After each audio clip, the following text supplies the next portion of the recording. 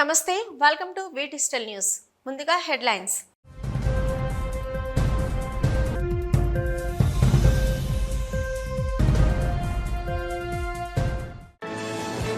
విశాఖలో ప్రారంభమైన Agniveer army recruitment rally. Port స్టేడియానికి భారీగా చేరుకున్న అభ్యర్థులు, క్వాలిఫై అయిన అభ్యర్థులకు ఫిజికల్, మెడికల్ టెస్ట్.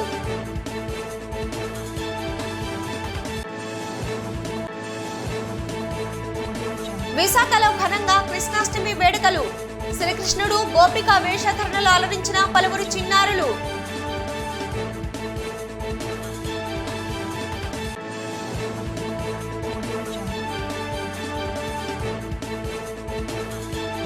అనకాపల్లి జిల్లా పరవాడ ఫార్మాసిటీలో సంభవించిన ప్రమాదంలో మృతి చెందిన వారికి ₹1,00,00,000 నష్టపరిహారం చెక్కును అందజేసిన ఫ్యాక్టరీ యాజమాన్యం.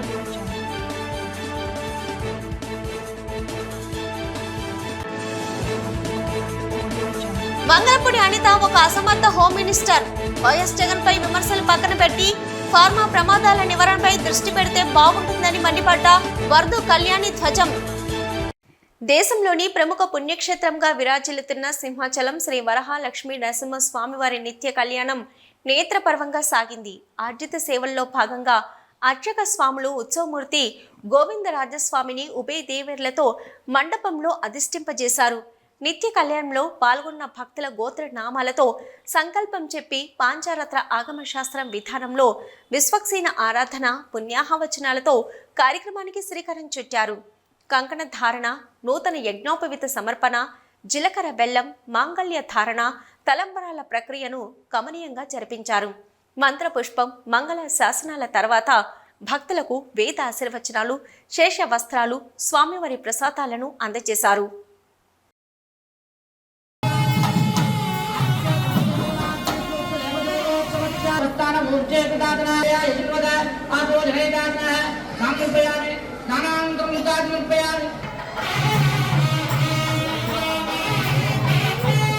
ఓం భూ స్వాహా, ఓం భూ స్వాహా, ఓం భూ స్వాహా. భగవాన్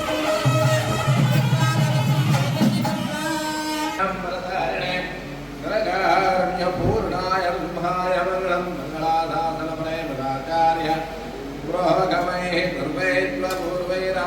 విశాఖలో అగ్నివీర్ ఆర్మీ రిక్రూట్మెంట్ ర్యాలీ ప్రారంభమైంది. ఇవాల్టి నుంచి సెప్టెంబర్ 5 వరకు ఆర్మీ ర్యాలీ నిర్వహించనున్నారు. ఈ ర్యాలీకి రాష్ట్రంలోని అన్ని జిల్లాల నుంచి అభ్యర్థులు హాజరవుతున్నారు. విశాఖ పోర్ట్ డైమండ్ ట్రిబ్లీ స్టేడియంలో రిక్రూట్మెంట్ ర్యాలీ జరుగుతుంది. ఆదివారం అర్ధరాత్రికే భారీగా అభ్యర్థులు విశాఖకు చేరుకున్నారు. నిన్న రాత్రి భారీగా వర్షం కురవడంతో ఫిజికల్ టెస్టులో భాగంగా నిర్వహించే రన్నింగ్ ఈవెంట్ను బీచ్ రోడ్డుకు మార్చారు. ఆర్మీ, ఆర్టీసీ బస్సుల్లో అభ్యర్థులను బీచ్ రోడ్డుకు తరలించి రన్నింగ్ ఈవెంట్ నిర్వహించారు. బ్యాచ్కు 100 మంది చొప్పున వదులుతూ 1600 మీటర్ల రన్నింగ్ నిర్వహించి అభ్యర్థులను ఎంపిక చేశారు. విశాఖ బీచ్ రోడ్లో 1600 మీటర్ల రన్నింగ్ క్వాలిఫై అయిన అభ్యర్థులను పోర్టు స్టేడియానికి తరలించి ఫిజికల్ టెస్టులో, ఇతర ఈవెంట్లు, పరీక్షలు నిర్వహించారు. ఆర్మీ రిక్రూట్మెంట్ ర్యాలీకి రోజుకు 1000 మంది చొప్పున అభ్యర్థులను ఎంపిక చేస్తున్నట్లు ఆర్మీ వర్గాలు తెలిపాయి. ఈ ర్యాలీలో ఎంపికైన అభ్యర్థులకు ఆర్మీ శిక్షణ ఇస్తారు. వారు 4 ఏళ్ల పాటు దేశ రక్షణ విభాగంలో సేవలందిస్తారు. 10 రోజుల పాటు అగ్నివీర్ ర్యాలీ నిర్వహించనున్నారు. వర్షం కురిస్తే బీచ్ రోడ్లో రన్నింగ్ ఈవెంట్ నిర్వహిస్తామన్నారు. లేకుంటే పోర్టు స్టేడియంలో ఫిజికల్ ఈవెంట్లు, పరీక్షలు నిర్వహిస్తారు. కృష్ణాష్టమి సందర్భంగా జిల్లా వ్యాప్తంగా శ్రీకృష్ణుని దేవాలయాలు ఉదయం నుంచి భక్తులతో కిటకిటలాడుతున్నాయి. కృష్ణాష్టమి సందర్భంగా జిల్లా పరిషత్ కృష్ణ మందిరంను సర్వాంగ సుందరంగా ముస్తాబు చేశారు. భక్తులు తెల్లవారుజాము నుంచే స్వామి దర్శనానికి పోటెత్తారు. పిల్లలు శ్రీకృష్ణుడు గోపికల వేషధరణలో పలువురిని అలరించారు. ఈ సందర్భంగా త్రిదండి స్వామి బిఎస్ కేశవ్ విశ్వం మహారాజ్ మీడియాతో మాట్లాడుతూ శ్రీకృష్ణుడిని ప్రత్యేకంగా అలంకరించి పూజలు నిర్వహించినట్లు తెలిపారు. రేపు మహా అన్నదాన కార్యక్రమం నిర్వహిస్తామని తెలిపారు. ఈ సందర్భంగా కృష్ణ మందిర్లో ఏర్పాటు చేసిన సాంస్కృతిక కార్యక్రమాలు పలువురిని అలరించాయి. శ్రీకృష్ణ చైతన్య మఠం గత 50 సంవత్సరాల నుంచి చాలా పురాతనమైన మఠం ఇది. ఈరోజు శ్రీకృష్ణ జన్మాష్టమి చాలా వైభవంగా అందరూ లక్షాది జన్మము వచ్చేసి దర్శనం చేసుకుంటున్నారు. ఈరోజు ఈవినింగ్ 9 గంటలకి మహా కలశాభిషేకం ఉంటుంది. 9 నుంచి 12 వరకు 108 కలశాలతో శ్రీకృష్ణ పరమాత్మానికి అనేక పంచామృతంతో సుగంధ పుష్పాలతోని అభిషేకం అవుతుంది. అందరూ ఆ అభిషేకానికి పాల్గొనాలి. మీ నామగోత్రాలతో అభిషేకం అవుతుంది. 12 గంటలకి శ్రీకృష్ణ జన్మము అవుతుంది. అందరూ దర్శించుకొని భగవంతుడి తాలూకా ఆశీర్వాదం పొందాలని మరీ కోరుకుంటున్నాం. రేపు నంద ఉత్సవం 12 గంటలకి అందరికీ వేలాది భక్తులకి అన్న సందర్భం అందరూ అన్నదానం తీసుకొని అన్నప్రసాదం తీసుకొని భగవంతుడిగా తీర్థప్రసాదం తీసుకొని సుఖశాంతులు ఉండాలని మరీ కోరుకుంటున్నాం. హరే కృష్ణ కృష్ణ కృష్ణ హరే హరే, హరే రామ్ రామ్ రామ్ హరే హరే. జయ శ్రీకృష్ణ పరమాత్మకి, శ్రీకృష్ణ చైతన్య మఠముకి జై. అనకాపల్లి జిల్లా పరవాడ జేఎన్ఎం ఫార్మాసిటీ సినర్జిన్ ఫార్మాలో ఈ నెల 23వ తేదీన సంభవించిన ప్రమాదంలో గాయాలపాలై విశాఖ ఇండస్ హాస్పిటల్లో చికిత్స పొందుతూ విజయనగరానికి చెందిన కెమిస్ట్ సూర్యనారాయణ మృత్యువాత పడడంతో కంపెనీ యాజమాన్యం ఇంతవరకు ఎటువంటి ప్రకటన చేయకపోవడం పట్ల అతని బంధువులు హాస్పిటల్ వద్ద నిరసనకు దిగారు. దీనిపై అనకాపల్లి జిల్లా కలెక్టర్ విజయ్ కృష్ణన్ స్పందించి కంపెనీ యాజమాన్యంతో సంప్రదింపుల అనంతరం ₹1 కోటి ఎక్స్ గ్రేషియా ప్రకటించి వెనువెంటనే కంపెనీ యాజమాన్యం సూర్యనారాయణ బంధువులకు ₹1 కోటి చెక్కును అందజేశారు. ఫార్మాసిటీలో వరుస ప్రమాదాలు సంభవించి కార్మికులు పెట్టల్లా చనిపోవడం అనేది జరుగుతుంది. ఈ చావులకు కారణం యాజమాన్యం తాలూకా తీవ్ర నిర్లక్ష్యం అని చెప్పి అనేక సార్లు రుజువు అవుతుంది. యాజమాన్యం చేపట్టవలసినటువంటి కనీస భద్రతా ప్రమాణాలు చేపట్టకపోవడం వల్లే ఇటువంటి ప్రమాదాలు నిత్యకృత్యం అయిపోయాయి. మన 21వ తారీఖు నాడు ఎసెన్షియా కంపెనీలో రియాక్టర్ పేలి 17 మంది చనిపోతే చంద్రబాబు నాయుడు గారు ఆగమేఘాల మీద వచ్చి ముఖ్యమంత్రి మంత్రులు అందరూ కూడా విజిట్ చేసి కేజీహెచ్కి వచ్చి బాధితులను పరామర్శించి ₹1 కోటి నష్టపరిహారం చెల్లించారు. అలాగే బాధితులకి ఇటువంటి ప్రమాదాలు మళ్ళీ జరగకుండా మేము గట్టి పటిష్టమైన చర్యలు తీసుకుంటున్నామని చెప్పి ప్రకటించి 5 గంటలు తిరగకముందు ఆ రోజు రాత్రే పరవాడ ఫార్మాసిటీలోని SEZలో ఉన్నట్టు ఫార్మాసిటీలో సినర్జియా కంపెనీలో రియాక్టర్ పేలి 4 కార్మికులు తీవ్రంగా గాయపడ్డారు. ఆ 4ని ఇండస్ హాస్పిటల్కి తీసుకొని వచ్చి వైద్యం అందించారు. కానీ విశాఖపట్నంలో బర్న్స్కి సంబంధించి ఒక సూపర్ స్పెషాలిటీ వార్డు లేకపోవడం అనేది చాలా దుర్మార్గమైనటువంటి. అలాగే పరవాడ, అచ్యుతాపురం, రాంబిల్లి ఇటువంటి ఫార్మాసిటీ కంపెనీలు అన్నీ కూడా రెగ్యులర్గా ప్రమాదాలు జరిగి యాక్సిడెంట్లు అయ్యి కార్మికులు చనిపోతున్నటువంటివి. అటువంటి ప్రాంతంలో కూడా ఒక సూపర్ స్పెషాలిటీ ఆసుపత్రి లేకపోవడం అనేది దుర్మార్గం.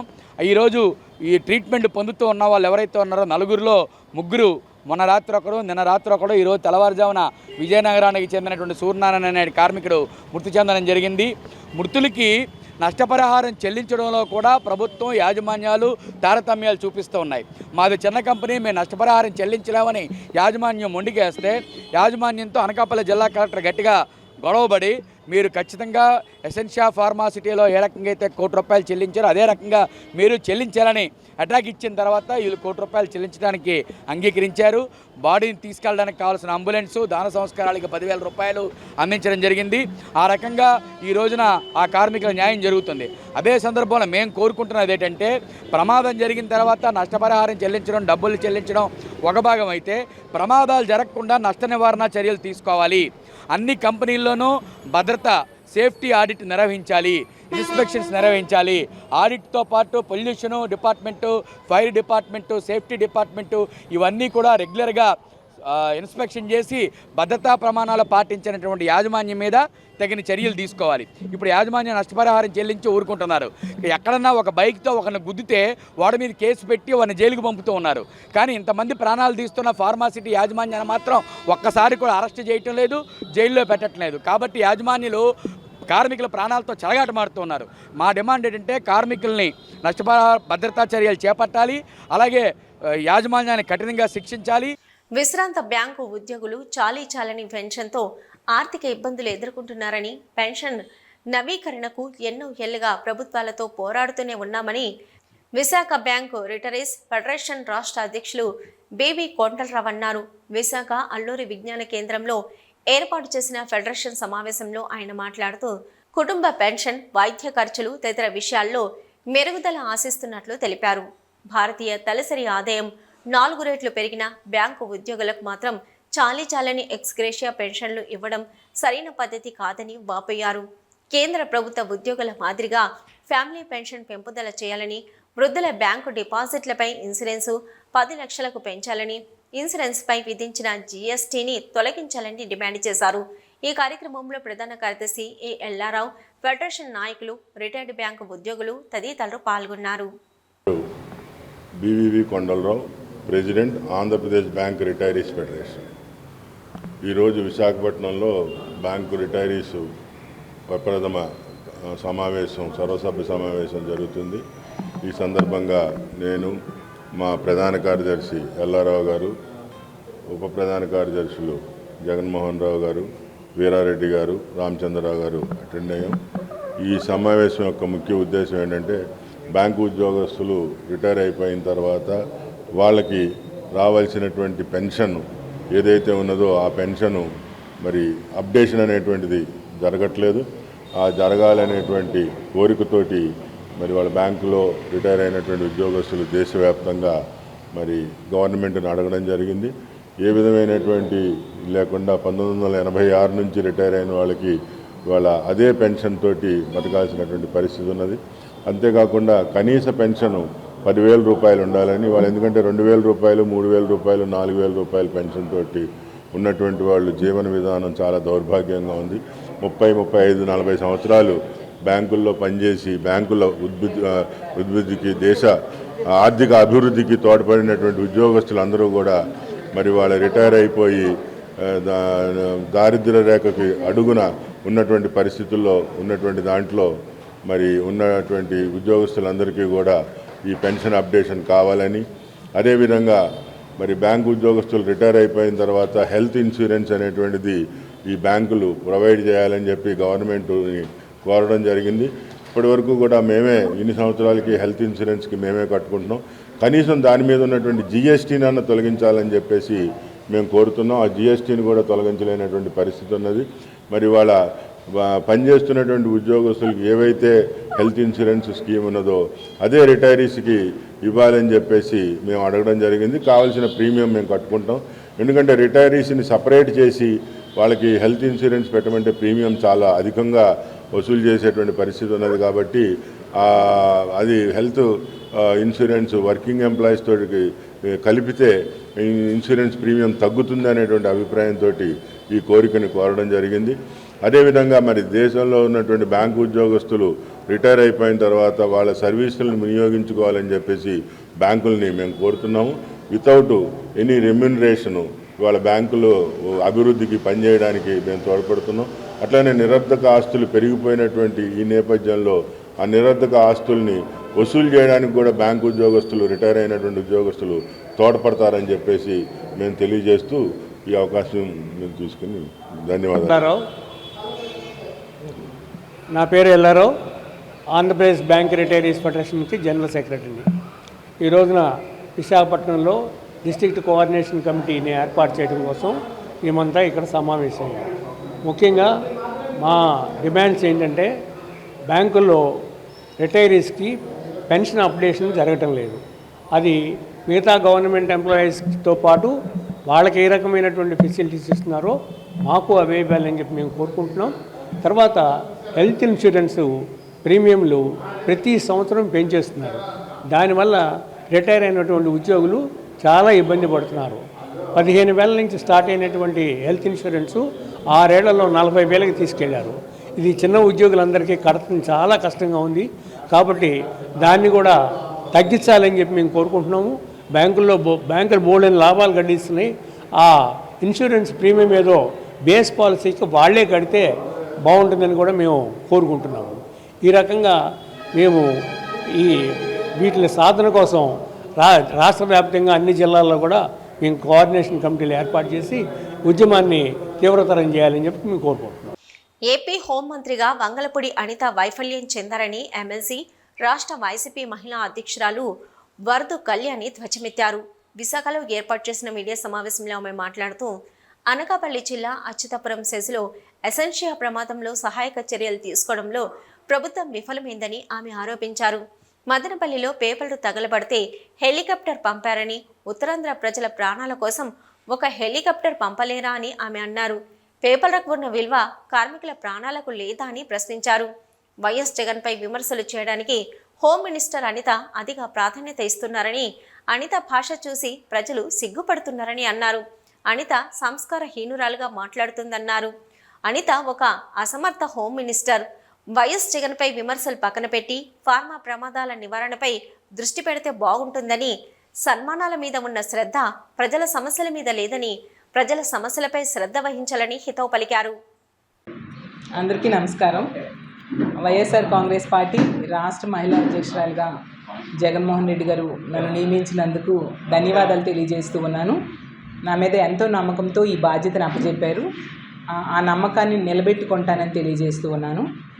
అలాగే తీసుకుంటే మా పార్టీలో మహిళా విభాగం బలోపేతానికి నా శాయశక్తులా కృషి చేస్తానని తెలియజేస్తూ ఉన్నాను. గతంలో జగన్మోహన్ రెడ్డి గారు ముఖ్యమంత్రిగా ఉన్నప్పుడు మహిళలని ఆర్థికంగా, రాజకీయంగా, సామాజికంగా ఉన్నత స్థానంలో కూర్చోబెట్టడం కోసం ఎంతగానో కృషి చేసిన సంగతి మనం చూసాం.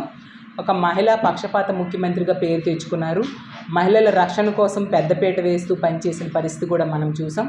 ఇప్పుడు ప్రతిపక్ష నేతగా కూడా మహిళల సమస్యల మీద, అలాగే మహిళల రక్షణ కోసం పోరాటం చేస్తూ ప్రభుత్వం మీద ఒత్తిడి తీసుకొస్తూ ఉన్న పరిస్థితి మనం చూసాం.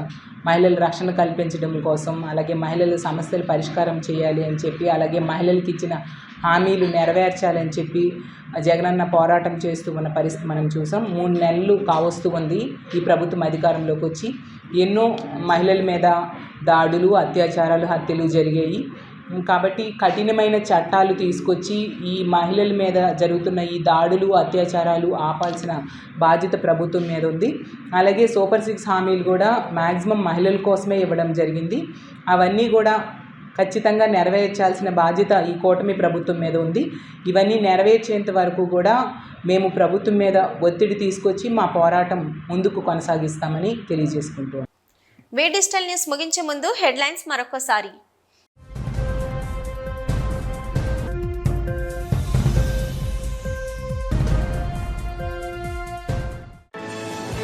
విశాఖలో ప్రారంభమైన Agniveer army recruitment rally. Port స్టేడియానికి భారీగా చేరుకున్న అభ్యర్థులు, క్వాలిఫై అయిన అభ్యర్థులకు ఫిజికల్, మెడికల్ టెస్ట్.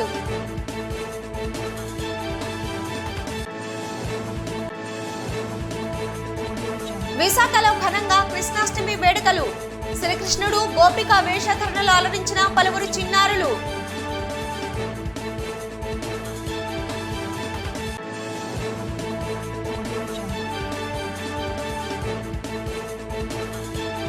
అనకాపల్లి జిల్లా పరవాడ ఫార్మాసిటీలో సంభవించిన ప్రమాదంలో మృతి చెందిన వారికి ₹1,00,00,000 నష్టపరిహారం చెక్కును అందజేసిన ఫ్యాక్టరీ యాజమాన్యం.